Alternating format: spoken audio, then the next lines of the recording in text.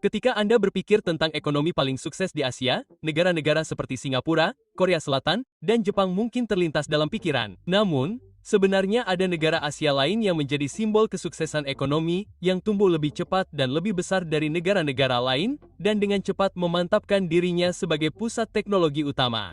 Di saat yang sama, ini adalah negara yang tidak pernah Anda dengar namanya. Indonesia. Ekonomi Indonesia kini 10 kali lebih besar dibandingkan 2 dekade lalu. Setelah 20 tahun mengalami pertumbuhan ekonomi yang pesat, ekonominya terus menyalip ekonomi-ekonomi besar negara-negara barat dalam hal ukuran. Namun, kebangkitannya sejauh ini sebagian besar tidak diperhatikan. Akan tetapi, mengabaikan Indonesia akan menjadi kesalahan besar karena tersembunyi dari perhatian dan berita halaman depan. Negara ini diam-diam mengubah dirinya menjadi raksasa ketiga di Asia, negara adidaya ekonomi ketiga dan terakhir di kawasan itu setelah Cina dan India yang akan segera menjadi mustahil untuk diabaikan lagi. Jadi, inilah kebangkitan Indonesia.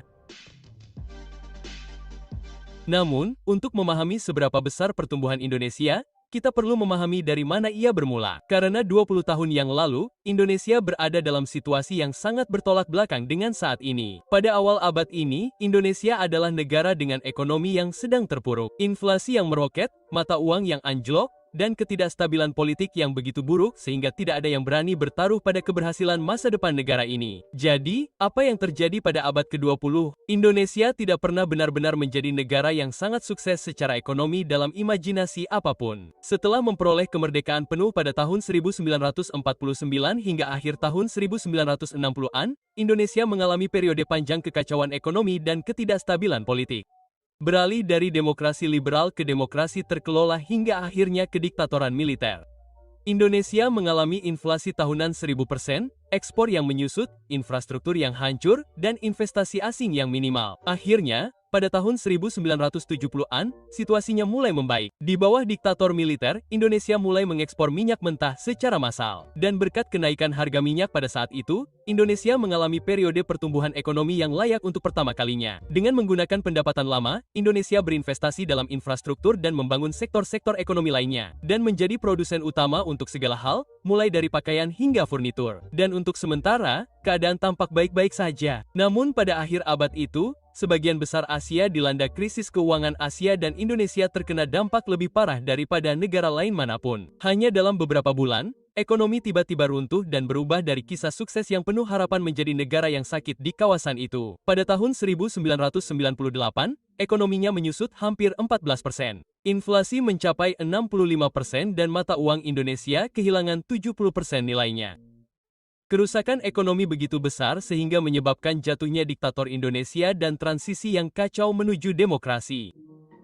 Dan sementara negara-negara Asia lainnya pulih relatif cepat dari krisis dan kawasan itu segera tumbuh lagi di awal tahun 2000-an, Indonesia masih dalam kekacauan, mencoba mendirikan lembaga-lembaga demokrasi baru, berurusan dengan sisa-sisa rezim sebelumnya dan mencoba setidaknya menstabilkan ekonomi. Pertumbuhannya sebelumnya sekarang sudah lama terlupakan. Seperti yang diklaim Bank Dunia saat itu, tidak ada negara dalam sejarah baru-baru ini, apalagi yang seukuran Indonesia, yang pernah mengalami kemunduran nasib yang begitu dramatis. Dengan kata lain, jika Anda harus memilih satu negara di kawasan ini yang tidak boleh Anda pertaruhkan, Indonesia akan tampak seperti pilihan yang cukup cerdas. Namun, hanya 20 tahun kemudian, situasinya ternyata benar-benar berbeda dan justru sebaliknya. Pada tahun 2024, PDB Indonesia diperkirakan mencapai hampir 1,5 triliun dolar. Itu kira-kira 15 kali lebih besar daripada titik terendahnya pada tahun 1998 dan 6 kali lebih besar daripada 20 tahun yang lalu. Dan jika saat itu merupakan ekonomi terbesar ke-37, sekarang menjadi yang terbesar ke-16 di dunia. Jadi, bagaimana mereka melakukannya? Pada dasarnya, kisah pertumbuhan Indonesia dapat dibagi menjadi 2 dekade berbeda di mana pertumbuhan didorong oleh faktor-faktor yang berbeda. Dan setelah satu mesin pertumbuhan habis, negara tersebut berhasil menemukan yang baru untuk menggantikannya. Pada periode pertama sekitar tahun 2004 hingga 2014, pertumbuhannya terutama didorong oleh pakar komoditasnya. Indonesia merupakan salah satu negara yang paling kaya sumber daya alam, sehingga mengekspor segala hal mulai dari minyak, gas, dan batu bara hingga kopi, beras, dan karet. Sejak tahun 2004, dunia telah menyaksikan kenaikan harga komoditas yang besar, sehingga ekonominya mampu tumbuh dengan cepat. Namun sejauh ini, itu bukanlah sesuatu yang istimewa. Negara-negara berkembang kaya sumber daya alam lainnya juga mengalami pertumbuhan pesat pada saat yang sama. Namun masalahnya adalah hal ini hanya bertahan untuk sementara waktu, dan ketika harga anjlok, pertumbuhan pun menguap dengan cepat, yang persis seperti yang terjadi pada negara-negara seperti Brasil pada tahun 2010-an ketika harga komoditas anjlok. Dan Indonesia secara luas diperkirakan akan mengalami nasib yang sama. Namun itu tidak pernah terjadi. Tidak seperti negara-negara lain, pertumbuhan Indonesia justru semakin cepat. Jadi apa yang terjadi? Nah, tidak seperti Brasil, misalnya, Indonesia mampu menggunakan pendapatan dari sumber daya alamnya dan periode pertumbuhan untuk membangun industri dan sektor lain. Dan dalam 1,5 dekade terakhir, Indonesia berfokus pada transformasi ekonominya dan beralih dari sekadar mengandalkan sumber daya alam. Contoh yang baik dari hal ini adalah industri yang dibangun negara ini di sekitar nikel, logam yang digunakan dalam sejumlah industri, tetapi yang paling penting dalam pembuatan baterai. Jadi, ini sangat penting bagi industri mobil listrik dan untuk peralihan yang lebih luas menuju energi hijau yang sedang dialami dunia. Dan Indonesia berada dalam situasi yang beruntung karena memiliki persediaan nikel terbesar di dunia. Dan negara ini memproduksinya lebih banyak daripada gabungan semua negara lain. Sekarang, apa yang dilakukan sebagian besar negara dan apa yang dulu juga dilakukan Indonesia secara tradisional adalah menjual nikel mentah ke negara lain yang kemudian melakukan pemrosesan dan menggunakannya untuk membuat baterai. Begitulah cara sebagian besar negara kaya sumber daya menggunakan apa yang mereka miliki. Tetapi masalahnya adalah meskipun Anda menghasilkan uang dari penjualan barang mentah, Anda tidak menghasilkan banyak uang. Dan meskipun itu menciptakan lapangan kerja, pekerjaan tersebut cenderung berupa pekerjaan kasar. Jadi jika Anda terus menjualnya, Anda akan selalu menjadi negara berpendapatan rendah. Maka dari itu, Indonesia mengambil keputusan yang sangat tidak biasa dan memutuskan untuk melarang semua ekspor nikelnya. Sehingga alih-alih hanya mengekspor biji mentah, Indonesia akan membangun seluruh industri pengolahan dan pembuatan baterai di sekitarnya. Dengan hanya mengekspor produk jadi, Indonesia akan menjadi tak tergantikan bagi seluruh industri EV dan memaksimalkan nilai yang bisa diperoleh darinya. Nah, ini mungkin terdengar jelas, tetapi bukan begitulah cara kebanyakan negara memperlakukan sumber daya mereka. Dan ini adalah hal yang cukup unik untuk dilakukan, yang juga menjadi alasan mengapa Indonesia menghadapi banyak kritik, terutama dari Uni Eropa, karena melakukan hal ini, karena negara-negara kaya di UE lebih suka terus membeli biji murah dan menyimpan industri pengolahan untuk diri mereka sendiri. Namun, hal ini jauh melampaui sekadar pertambangan dan sumber daya karena industri besar lainnya yang telah dikembangkan Indonesia dan yang mendorong perekonomian saat ini adalah ekonomi digital dan khususnya e-commerce dan fintech. Saat ini Indonesia adalah semacam raksasa e-commerce di Asia Tenggara. Indonesia memiliki industri e-commerce terbesar di kawasan ini dan sektor di negara ini 6 kali lebih besar daripada di Filipina misalnya meskipun populasi Indonesia hanya 2 kali lebih besar. Dan itu bukan suatu kebetulan, tetapi sebenarnya contoh lain dari kebijakan yang cukup cerdas. Tidak seperti negara lain yang mengekspor banyak minyak dan sumber daya alam, di mana uangnya hanya mengalir ke sebagian kecil individu, pertumbuhan ekonomi di Indonesia cukup merata. Hasilnya, negara ini telah menumbuhkan kelas menengah yang sangat kuat dan besar. Karena pemerintah berinvestasi cukup banyak dalam infrastruktur, Indonesia memiliki jangkauan internet yang baik bahkan di daerah pedesaan. Bersama dengan populasi domestik yang besar, hal itu merupakan pasar yang sempurna bagi perusahaan e-commerce dan pihak lain yang mengembangkan solusi teknologi di sekitar mereka. Hasilnya, Indonesia kini memiliki sejumlah perusahaan teknologi besar yang kini berekspansi ke seluruh Asia Selatan.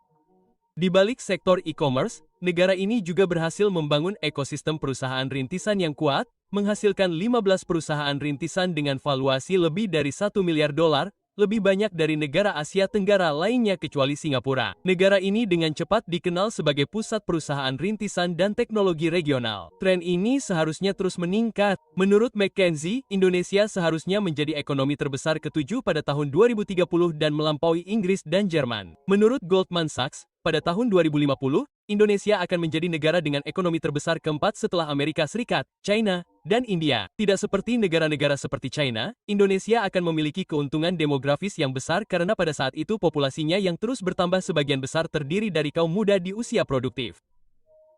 Bersamaan dengan populasi dan ekonomi sebesar ini, tentu saja muncul kepentingan geopolitik yang semakin besar, terutama dengan lokasi strategis Indonesia di kawasan yang tengah dilanda ketegangan antara China, Taiwan, AS, dan sekutunya.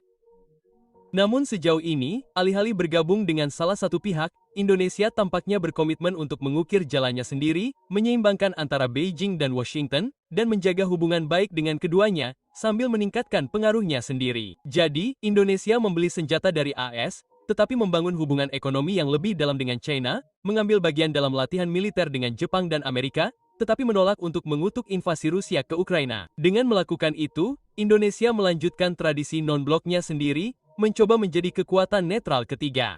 Jika mampu melakukan itu, Indonesia mungkin akan sangat diuntungkan dengan berteman dengan semua orang di dunia yang semakin terpolarisasi. Jadi, adakah yang dapat mengancam kenaikan kekuasaan ini? Nah, untuk menjaga pertumbuhan pada laju ini atau bahkan lebih cepat, negara harus melakukan banyak hal. Negara harus memperbaiki birokrasi, pendidikan, infrastruktur, dan supremasi hukumnya sehingga mampu menarik dan membangun lebih banyak bisnis bernilai tinggi. Dan apakah hal itu mampu dilakukan masih belum jelas. Namun mungkin ancaman terbesar terhadap rencana keberhasilannya mungkin sebenarnya adalah hal yang sama yang menguntungkannya, geopolitik. Karena sebenarnya bersikap netral dan berteman dengan semua orang mungkin ternyata jauh lebih sulit daripada yang terlihat. Indonesia sudah terjebak di antara peningkatan kekuatan militer oleh China di satu sisi dan Amerika Serikat di sisi lain. Di utara, China mencoba mendominasi Laut China Selatan. Dan di selatan, Amerika Serikat telah meningkatkan aliansi dengan Australia dan membangun kehadiran militernya di sana. Dan sementara Indonesia mencoba untuk tetap tidak berpihak, itu akan menjadi semakin sulit. China mungkin memaksa Indonesia untuk memilih sisi dan berdiri bersama China atau menghadapi konsekuensinya. Dan karena China merupakan mitra dagang terbesarnya dan kehilangan pasar China akan menjadi pukulan besar bagi ekonomi mereka, mungkin sulit untuk menolaknya. Namun di saat yang sama, Indonesia juga tidak ingin terlalu dekat dengan China, karena kedua negara sedang bersengketa memperebutkan sebagian wilayah perairan regional mereka. Dan 80% orang Indonesia menganggap China sebagai ancaman. Jadi, seiring dengan meningkatnya ketegangan di kawasan tersebut, sikap non-blok Indonesia mungkin akan semakin sulit dipertahankan karena netralitas tidak lagi menjadi pilihan dan mungkin harus berakhir dengan memilih pihak.